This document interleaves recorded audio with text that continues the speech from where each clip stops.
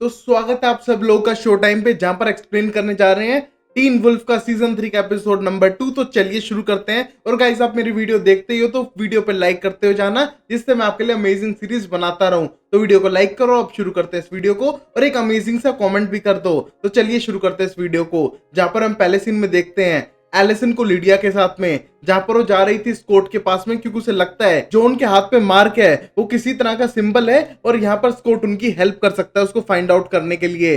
वही हम देखते हैं स्कॉट के पास जाने की ट्राई कर रही थी, और यहाँ पर लिडिया को नहीं लगता कि वो हेल्प कर सकता है। और वही हम देखते हैं स्कॉट को, जो अभी स्टाइल की बचपन की दोस्त की बर्थडे पार्टी में जाने लग रहा है, और वहां पर स्टाइल साफ करता है कि आज हम एलिसन बाकी सब टॉपिक को वहीं पर छोड़ कर आएंगे और पार्टी को एंजॉय करेंगे। हम देखते हैं अपने बचपन की दोस्त की पार्टी में जा रहा था, और जैसे वो अंदर जाते हैं वो उसकी दोस्त उसे किस कर लेती है, और ये देख के स्टाइल भी शौक में है, और उसकी दोस्त उसको लेकर जाती है वाइन के लिए। वाइन तो बहाना है, उसके साथ रोमांटिक हो जाना है। और ये देख के कोर्ट बहुत ही ज्यादा खुश है, चलो इसके दोस्त को एक बंदी तो मिली। वही हम देखते हैं बेसमेंट में दोनों करीब आने लगते हैं, और ये देख के स्टाइल्स को यकीन ही नहीं हुआ कि हैदर जो उसकी बचपन की दोस्त है वो उसे पसंद करती है। हम देखते हैं उस मोमेंट पे वो दोनों इंटीमेट होने लगते हैं, और यहाँ पर स्टाइल बोलता है प्रोटेक्शन जरूरी है। हम देखते हैं हैदर बताती है कि उसके भाई के रूम में मिल जाएगी, और हम देखते हैं वहां से भागने लगता है स्टाइल। जल्दी में पहली बार कर रहा है भाई, एक्साइटेड है वो। हम देखते हैं भागने लगता है ऊपर की तरफ, और यहाँ पर हैदर उसका वेट कर रही थी। हम देखते हैं उस टाइम पे हैदर को लगता है कि वो अकेली है, बट उससे तभी बोतल गिरने की आवाज सुनाई देती है, और बोतल गिरती भी है। और ये देख के वो डरने लगती है और बोलती है मजाक मत करो यहाँ पर। बट तभी पता चलता है ये मजाक नहीं है, और वहां पर सारी बोतल्स गिरने लगती हैं जैसे कि उनको कोई गिरा रहा हो। वही हम देखते हैं डरते हुए हैदर पीछे आती है, और उसको ऊपर कोई खींच लेता है, मतलब उसका किडनैप हो चुका है, और ये सारी प्लानिंग थी। और हम देखते हैं स्टाइल खुश होते हुए वापस आता है लेकर प्रोटेक्शन को। हम देखते हैं जैसे वो नीचे आता है वो देखते हैं वहां पर हैदर थी नहीं, पूरी जगह क्लीन हो चुकी है, और सिर्फ हैदर के वहां पर जूते हैं। और ये देख के उसे डाउट होता है और वापस ऊपर आने लगता है। हम देखते हैं उसी मोमेंट पे कोर्ट के पास बार बार मैसेज आ रहा था एलिसन का, जिसको वो मना नहीं कर सकता है। सीधा जाता है बाहर, जहां पर एलिसन उसका वेट कर रही थी। वो अपना सिंबल दिखाती है और बोलती है इसका कोई तो मतलब है। हम देखते हैं स्कॉट उसको हेल्प करने के लिए तैयार है, क्योंकि भाई कितनी भी बुरी एक्स हो, पहली बात तो उसकी दोस्त, और शायद वो हेल्प ले डायरेक्ट से, क्योंकि शायद उसको इस सिंबल के बारे में पता नहीं है। बट यहाँ पर लिडिया को लगता है ऐसा कुछ भी नहीं है, ये सिर्फ एलिसन बनाने लग रही है, हाथ पे मार्क कोई सिंबल थोड़ी ना हो सकते हैं। और वही हम देखते हैं अगले दिन आइजैक को, जो डेरिक के साथ बैठा हुआ था, और साफ कर देता है कि वो उसके अंकल पे बिल्कुल भी ट्रस्ट नहीं करता है। और वहीं डेरिक खुद बोलता है मुझे उस पर खुद ट्रस्ट नहीं है। और वहीं पर पीटर आ चुका था और बोलता है मैं तुम्हारी सारी बातें सुन सकता हूँ, तुम्हें पता है ना,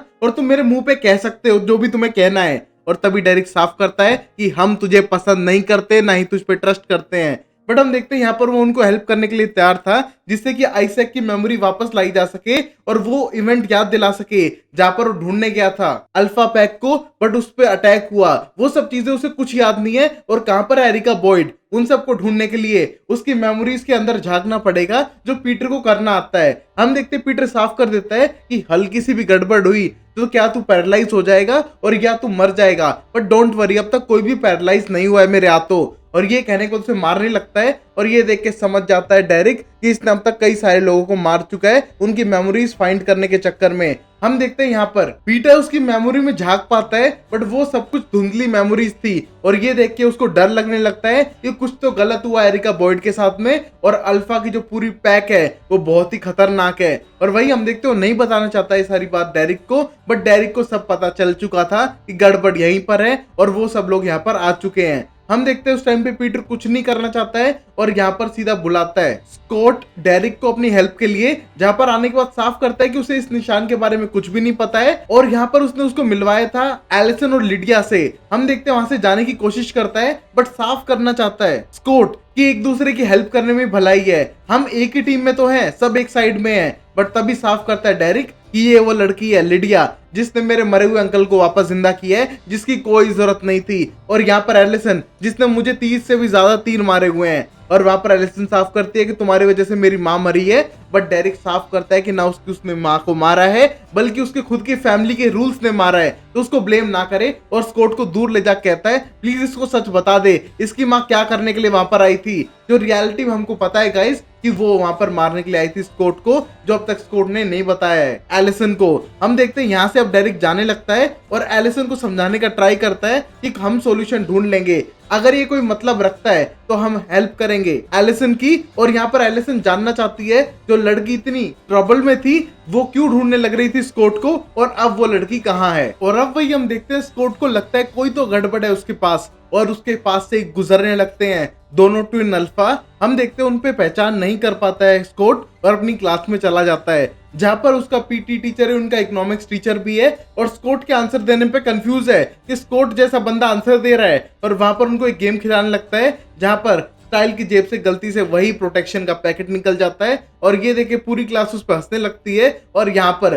स्कॉट भाई उस पर प्राउड करता है, चलो इस भाई ने कुछ तो अच्छा किया, बट स्टाइल को पता है उसने अब तक कुछ नहीं किया है। वही हम देखते हैं स्टाइल को भी गेम खिलाने के लिए ले जाते हैं, बट वहीं पर उसके डैड आ चुके थे उससे पूछताछ करने के लिए, क्योंकि वो हैदर नाम की लड़की अब गायब है और सब लोगों ने बताया कि लास्ट टाइम वो उसके साथ ही थी। हम देखते हैं उस टाइम साफ कर देता है कि उसने उसको पार्टी में लास्ट टाइम देखा था और उसके बाद नहीं देखा, उसे लगा वो किसी दोस्त के साथ चली गई होगी। और वही हम देखते हैं उसके फादर साफ करते हैं कि वो लड़की पार्टी से ही गायब है और अब तक नहीं मिली है।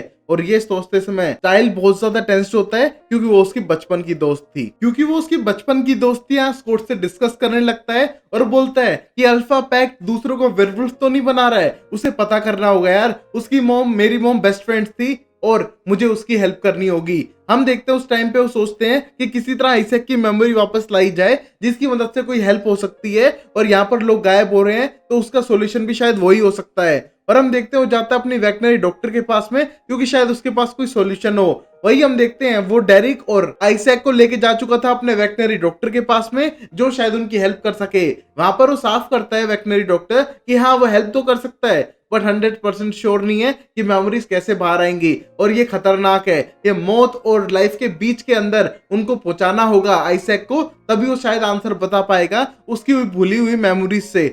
हम देखते हैं वहां पर बर्फ डालने लगते हैं एक बहुत बड़े टैंक में, और ये देख के थोड़ा डरने लगता है आइजैक, बट ये करना चाहता है और पता लगाना चाहता है कि एरिका और बॉयड के साथ क्या हुआ।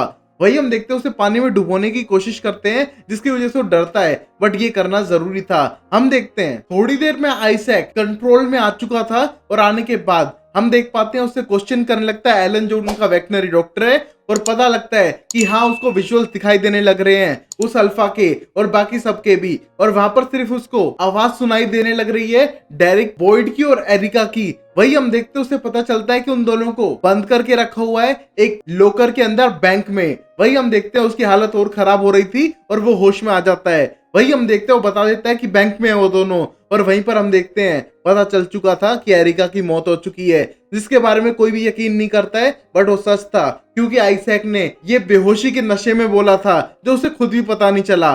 वही हम देखते हैं सब लोग टेंस थे, बट वो सोचते हैं कि शायद बॉयड को ही बचा ले तो वो भी बहुत बड़ी बात होगी। और वही हम देखते हैं स्कूल के अंदर बैठी हुई थी एलिसन लिडिया के साथ में, जहां पर लिडिया का फुल फोकस उन ट्विंस के ऊपर है। वही हम देखते हैं वो पता लगा लेती है कि एक गे है और एक स्ट्रेट है, और वो स्ट्रेट वाले को डेट करना चाहती है। हम देखते हैं इस मोमेंट पे एलिसन का कोई इंटरेस्ट नहीं है, और अभी भी वो सिंबल को ढूंढ रही है, और उसको लगता है कि सिंबल नहीं किसी चीज का लोगो है, और वो फाइंड करने लगती है अपने लैपटॉप में। वही हम देखते हैं यहाँ पर पहुंच चुकी थी लिडिया उस लड़के के साथ फ्लर्ट करने के लिए, और वहीं पर हम देखते हैं डेरिक टेंशन में है कि एरिका मर कैसे सकती है, और अगर वो एरिका नहीं थी तो दूसरी लड़की कौन है जिसके बारे में तुम बता रहे थे जो बॉयड के साथ बंद की हुई है। हम देखते हैं उस मोमेंट पे स्टाइल साफ करता है शायद फुल मून पे उन दोनों की लड़ाई करवाएंगे और उनमें से कोई एक ही बच पाएगा, और सब लोग टेंस्ड हो रहे थे। और यहाँ पर डेरिक जाना चाहता है बचाने के लिए, और यहाँ पर एलन जो वेटनरी डॉक्टर है साफ करता है कि उसका अकेला जाना बिल्कुल भी सही नहीं होगा, प्लान करके जाओ तो बेटर है। आइजैक के साथ देखो क्या हुआ है, ऐसा नहीं चाहिए हमें।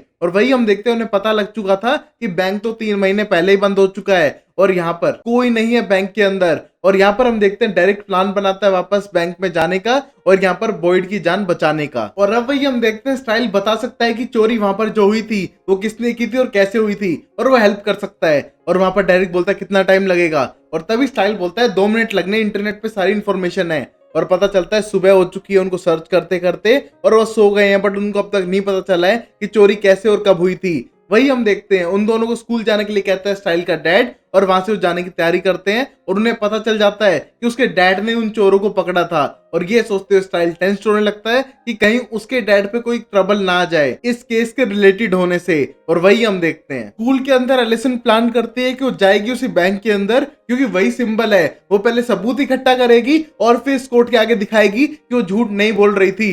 वहीं हम देखते हैं लिडिया को अपने साथ नहीं ले जाना चाहती है और रात को पहुंच जाती है वहीं पर उस बैंक को खोलते हुए।